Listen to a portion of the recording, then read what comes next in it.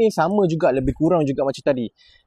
Yang keempat, korang kena ada company wiki. Macam kalau korang nak cari sesuatu ilmu, korang Google, korang akan jumpa Wikipedia.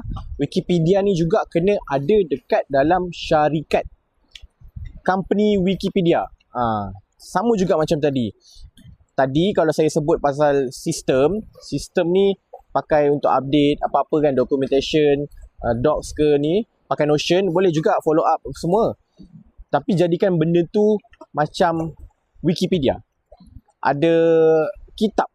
Apa company kitab? Ni maksud saya, Wikipedia ni kitab untuk syarikat.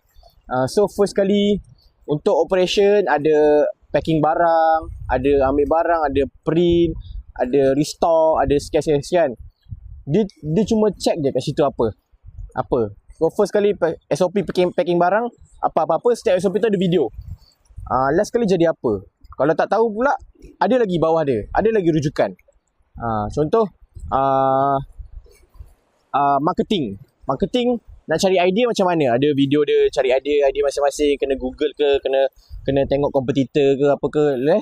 Lepas tu nak buat video ke nak buat gambar, kena request. Next kena request, cara nak request dekat designer macam mana, cara nak buat video macam mana.